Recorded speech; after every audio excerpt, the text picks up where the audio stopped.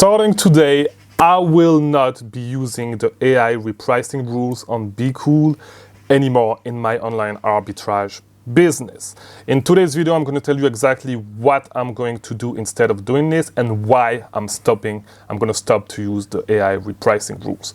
Before we actually dive into the video and tell you all about this, I am now offering one-on-one coaching if you want to scale your Amazon business. It doesn't matter if you are just a beginner or if you're a little bit more advanced. We can just book a call if you need someone to help you build a plan to actually grow your business, all right? It's going to accelerate your learning curve. You're going to learn way faster. You can still watch all my videos. I'm not gatekeeping stuff, never, you know it. But I have a ton of videos. I have hours and hours and hours of videos. And it can be difficult for you to pinpoint what's your problem that is blocking you from scaling your Amazon business. So link in the description, look at my availability if you want to book a coaching call. Prices are going to increase soon because right now, still in introductory offers, the prices are quite still low. They are still low right now. It's not even worth my time if I'm being honest. But yeah, link in the description, book a call with me.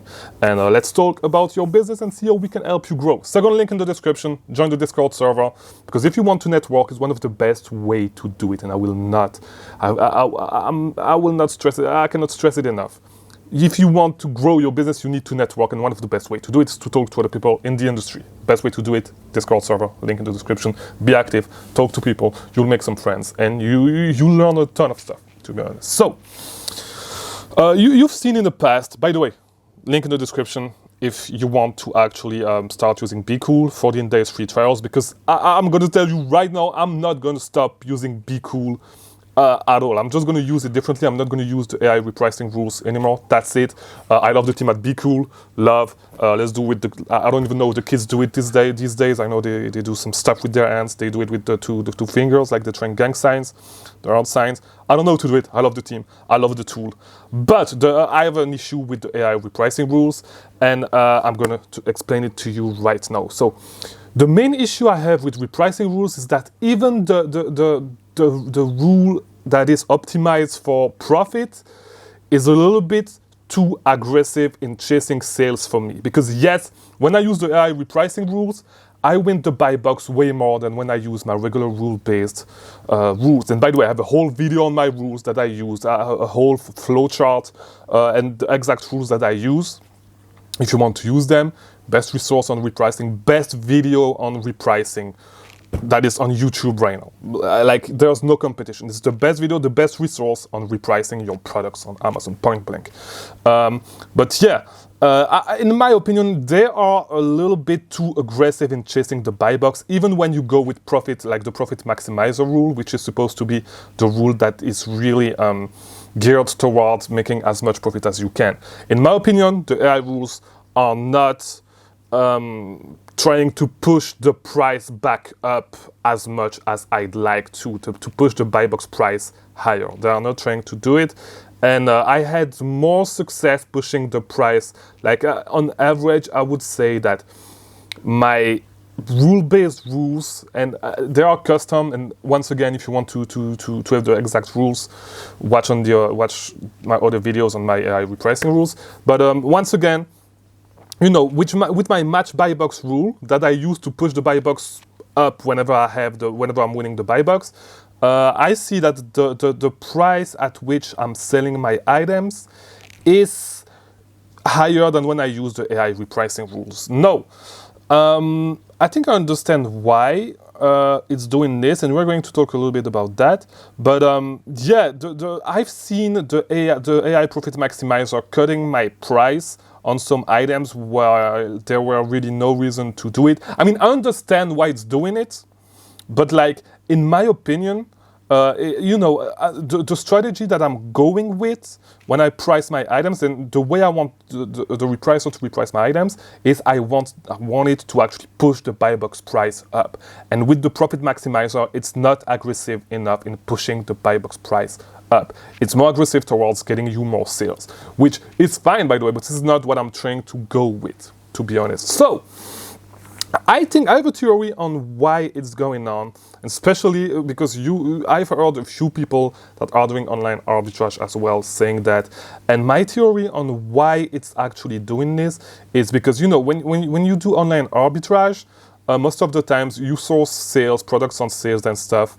And so whenever you jump on the listing, you are going to see, it's always going to happen, the number of offers is going to go up fast. Like with 75% of the leads that you are going to jump on. Even if it goes from, I don't know, from 12 to 20 offers when the product goes on sale, it's already like a big increase. And my guess is that the algorithm for the repricing, for the AI repricing rules, see that as a threat, and so it's trying to accelerate your sales. Even if you use the profit maximizer, it's trying to get you more sales, to potentially sell your listings, get rid of your inventory as soon as possible for as much profit as possible, because there are maybe the algorithm is thinking that the price is going to go down further because there's a big increase in UF accounts. Now, I know that because I talked with Bqool. We have a whole webinar coming on their channel soon.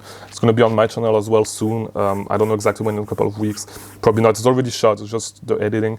But yeah, there's the algorithm is looking at a lot of things, a lot of different things, not only at the new off account. So I don't know how accurate my prediction are, my theory is.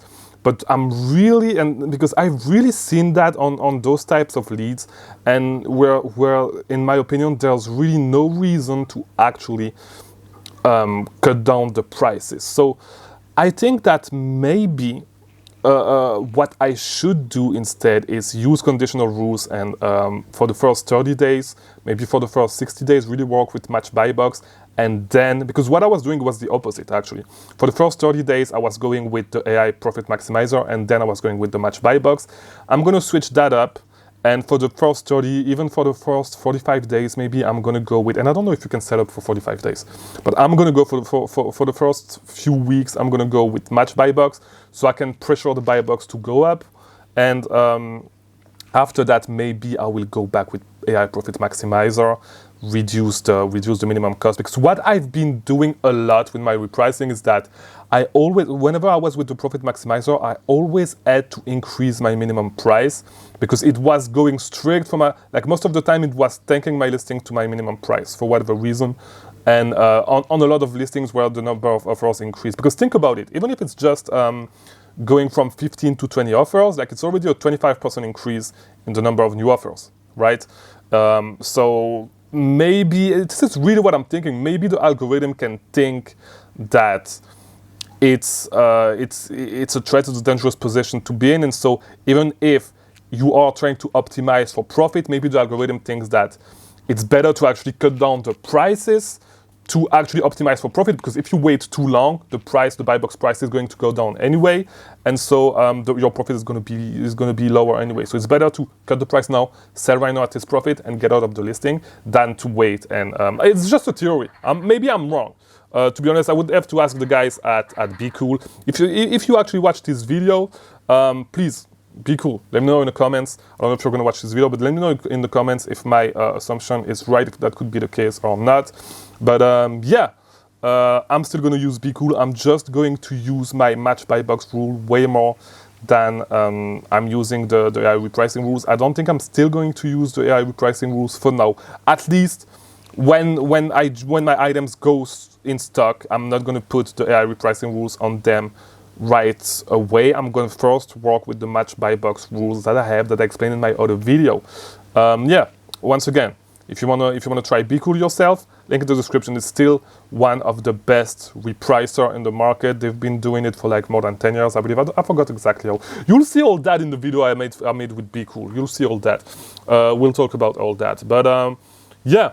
I'm gonna really start moving my product back to the match buy box rules. I'm still, of course, keeping the $100 plan, because just for the instant repricing, and just because I'm still gonna use, I think after maybe 45 days, 60 days, I'm still gonna go back to the AI repricing rules.